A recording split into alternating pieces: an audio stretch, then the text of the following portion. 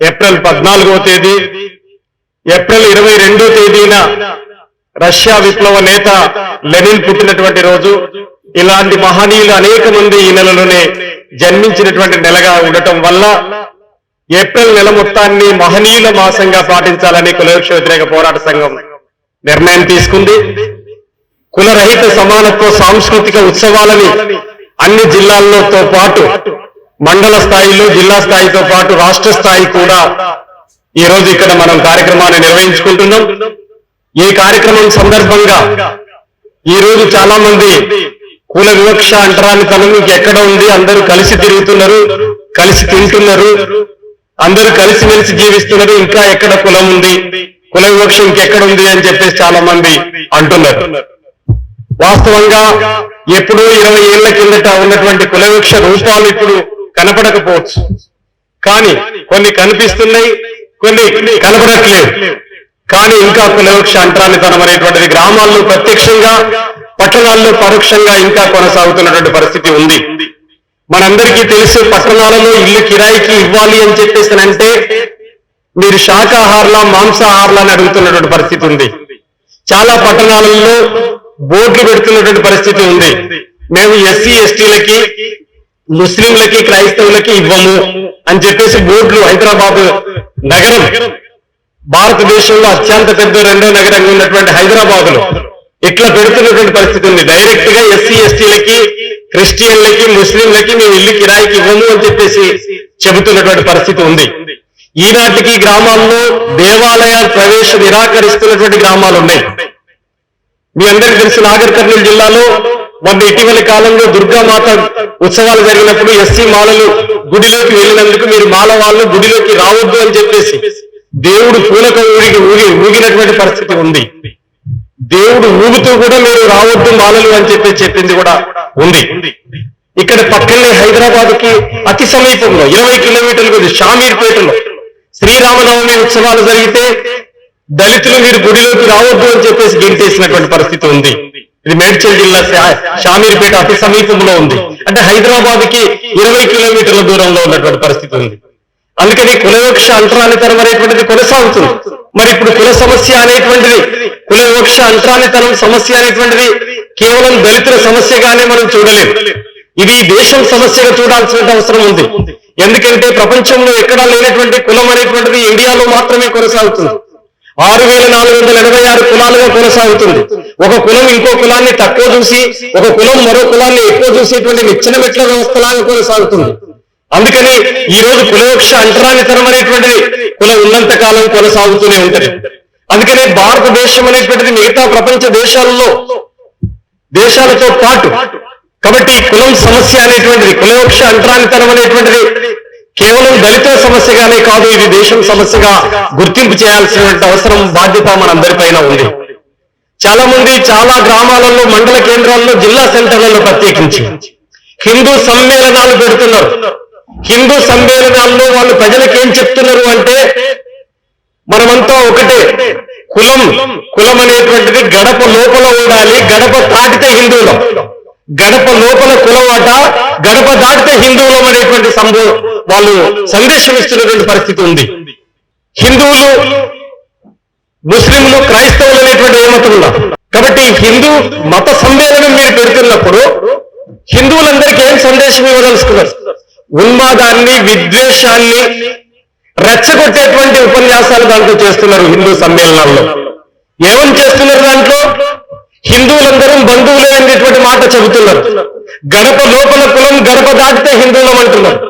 మరి తెలంగాణ రాష్ట్రంలో 143 కుల దురహంకార హత్యలు జరిగితే, అగ్రకుల హిందువులు, నిమ్నకుల హిందువులు చంపితే ఆ హిందూ సమ్మేళనం దాన్ని ఖండిస్తుందా అని చెప్పేసి ఈ వేదిక ద్వారా అడుగుతా ఉన్నాం.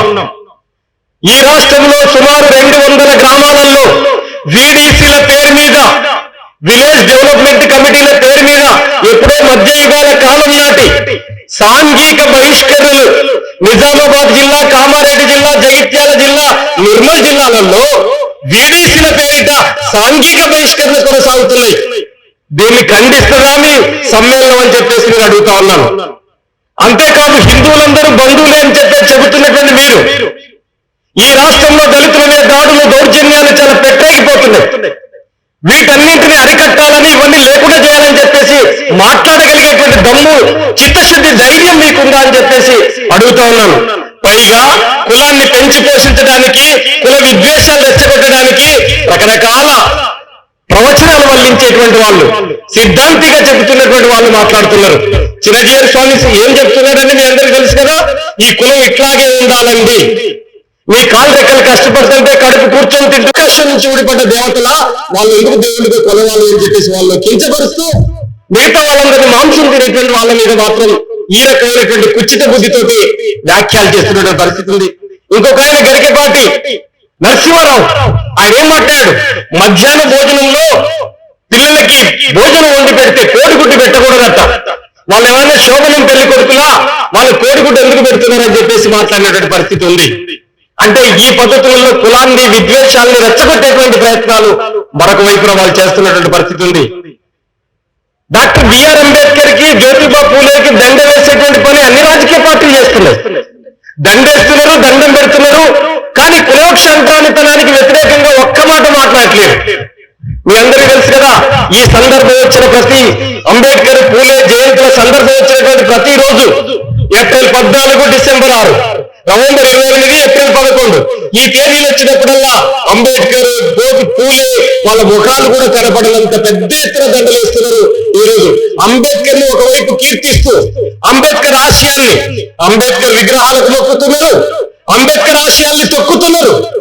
అంబేద్కర్ ఆశయాల్ని తొక్కే వాళ్ళు కూడా అంబేద్కర్ విగ్రహాలు మొక్కడానికి వస్తున్నటువంటి పరిస్థితిని మనం చూస్తా ఉన్నాం.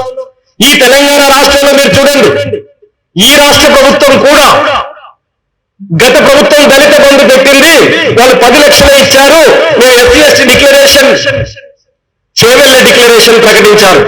పైగా వాళ్ళ మల్లికార్జున ఖర్గే గారు, వాళ్ళ ఆల్ ఇండియా ప్రెసిడెంట్ గారితో అది ప్రకటించారు. మేము 12 లక్షలు ఇస్తాం, దాని పేరు అంబేద్కర్ అభయాస్తం అన్నది. ఇచ్చారా ఈ రాష్ట్రంలో? ఒక్కడికంటే ఒకరికి ఇచ్చారా? 16 లక్షల మంది రాజీవ్ యువశక్తి కింద అప్లై చేసుకున్నారు. ఎంతమందికి రుణాలు వచ్చినాయి? ఎస్సీ కార్పొరేషన్ కంప్లీట్ నిర్వీర్యం చేసేటువంటి పరిస్థితి ఉన్నది. వాళ్ళకి ఆర్థిక స్వావలంబన లేకుండా, ఆర్థిక ప్రగతి లేకుండా ఎలా ముందుకు పోగలరు? ఈ రోజు ఎస్సీ ఎస్టీ సప్లాన్ చట్టాన్ని నీరుగార్చేటువంటి పని ఈ అసెంబ్లీ సాక్షిగా జరిగింది కదా. ఎంత బడ్జెట్ కేటాయించారు మీరు? 17,000 కోట్లకి దిగజార్చారు కదా. 40,000 కోట్ల నుంచి 17,000 కోట్లకి దిగజార్చిన తర్వాత దళితుల అభివృద్ధి ఎక్కడ ఉంటుంది అనేటువంటిది మనం చూడాలి. ఒకవైపున రాష్ట్ర ప్రభుత్వం ఈ పాత్ర నిర్వహిస్తుంది, కేంద్ర ప్రభుత్వం ఏం చేస్తుంది మీరు చూశారు కదా. ఈ రోజు వాళ్ళు చెప్పారు, వాళ్ళకి అంబేద్కర్ పట్ల చిత్తశుద్ధి ఉన్నట్టుగా చాలా మంది వస్తున్నారు.